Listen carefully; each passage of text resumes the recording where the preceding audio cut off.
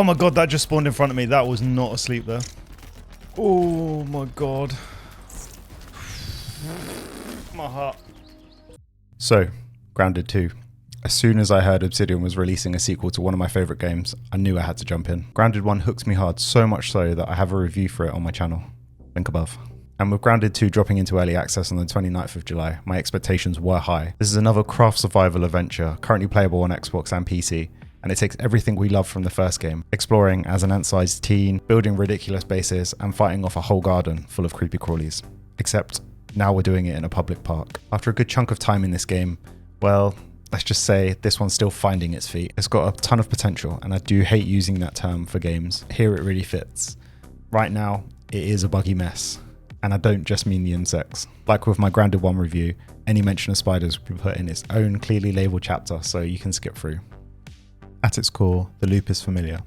Gather, craft and survive.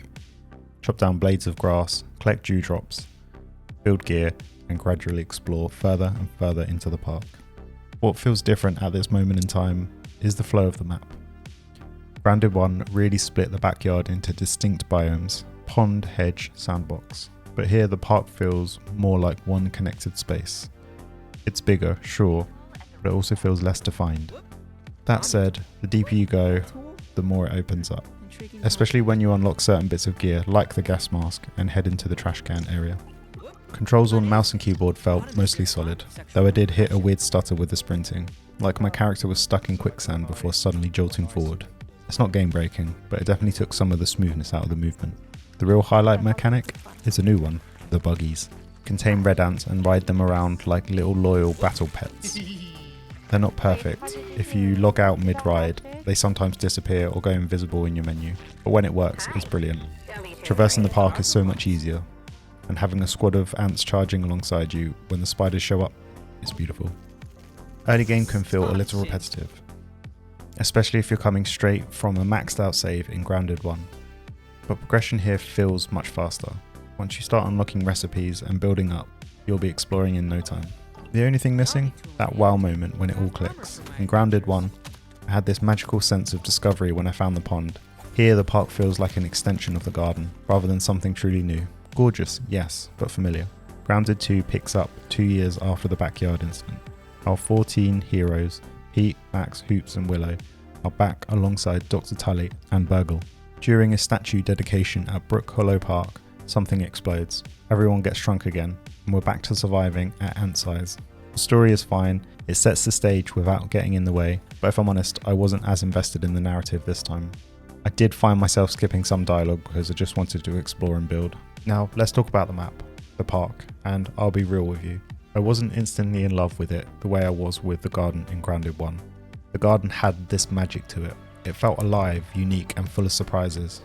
The park, it kind of feels like an extension of the garden.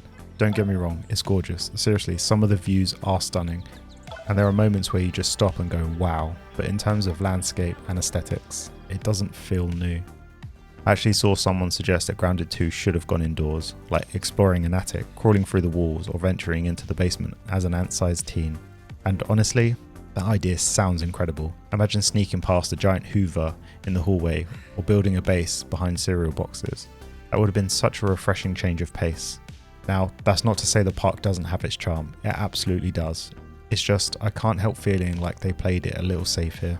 The world though, it's still incredibly immersive. Drops of dew glistening in the grass, sunrise cutting through the trees, and that feeling of being tiny in a huge environment. That magic from the first game is still here. Talking of magic, and if you magically like to find your way back here and found this review interesting, please consider liking the video and subscribing to the channel. It really helps the channel grow. Thank you.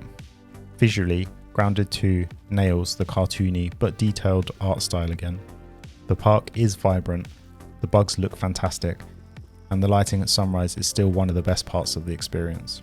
But it's not all rosy. This is early access, and you'll see plenty of visual glitches.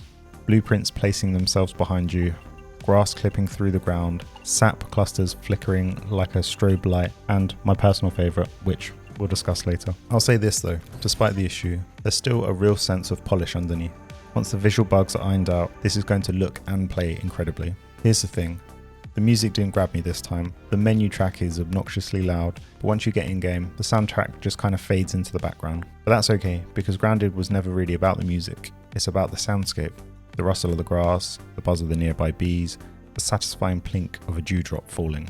Those environmental sounds do so much to keep you grounded. Yes, pun fully intended. Again. Voice acting is still cheesy, but that is part of the charm. One of my complaints from Grounded 1 was the proximity audio, and this has been updated. You can now only hear your co-op buddy when you're close, or muffled through walls. It's a small touch that makes a huge difference to immersion. That's Dr. Tully. Wait. Right. Dr. Tully went mad scientist and killed Burgle. We gotta get that robot head back. And now, the big bug in the room. Performance. Right now, Grounded 2 is rough. I'm currently running a 9600X and a 6800 XT at 1440p, and I was barely hitting 60 FPS on medium settings, often dipping below 40. Stability wasn't much better. After about an hour and a half, the game would start freezing every few seconds until we crashed out completely. There's also a known issue with shared saves, though at least this time we didn't have the constant disconnects from Grounded 1. The good news? Obsidian is aware of these problems. They've got an active Trello board tracking bugs and performance fixes, so things should improve. But if you're diving in now, expect instability. Okay, this is your warning, a quick sidebar for those spider-phobic among you. Grounded 2 still has wolf spiders, and thanks to a delightful glitch, which I mentioned earlier, some of them are now Oh my unlocking god, that just extra spawned in legs. front of me. That was Imagine not being safe. chased by an 8-legged nightmare that suddenly my sprouts God. 2 more. Or 6 more. It's equally parts spiders coming out, horrifying spiders and coming out. hilarious, Go. though probably less fun if you're the one running away. As always, the game includes an Arachnophobia mode to tone things down, but yeah, consider yourself warned. I wrapped up the main content in about 13 hours, but this is early access, and the roadmap promises a lot more to come. New mounts, expanded areas, and fresh story beats. In-game content really isn't there yet, unless you're into building massive bases or experimenting with different loadouts and builds. And to be fair, that can be fun, especially with the mutation system that rewards specific playstyles, like getting spear kills, perfect blocks, or just tanking hits like a champ. Will I play again? Absolutely. Once the game gets a few patches and some of that roadmap content lands, I'll be back to see how it's evolved. So, where do I land with Grounded 2? The positives are, the magic of exploring a giant world in miniature is still here. The new buggy system is an absolute game changer. And honestly, £25 for a game in 2025 is an absolute steal. Negatives are, the performance is a real buzzkill. The map, whilst beautiful, doesn't feel fresh or distinct as the backyard did. And of course, there are more bugs than an unintended picnic. If I had to sum up Grounded 2 in one sentence, it would be that the game is a buggy mess where you have to fight off hordes of insects. That all being said, I can see the potential with Grounded 2. So on my custom scale, I'm going to give it the weekend binge. It's not perfect, but it's fun enough to lose a weekend to. And knowing Obsidian, it's only going to get better from here. So what about you? I'd love to hear how you've got on with Grounded 2. What's been your day one experience with the game? Did you fall instantly in love with the park, or has it been a slow burner for you? And as a bonus question, what's the weirdest glitch you've run into? Please drop your thoughts in the comments. I'd love to hear your stories, and I'll be in there replying to your comments. And hey, if you like this review, drop a like, hit that subscribe button, and check out my review of Grounded 1 once you're done here. It's a great way to see how far the series has come, and trust me, you'll appreciate Grounded 2 a lot more with that context.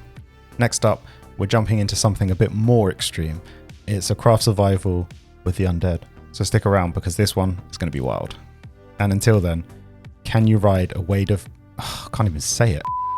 And until then, can you ride a wave of bugs whilst fighting off waves of bugs while riding your buggy? Only one way to find out.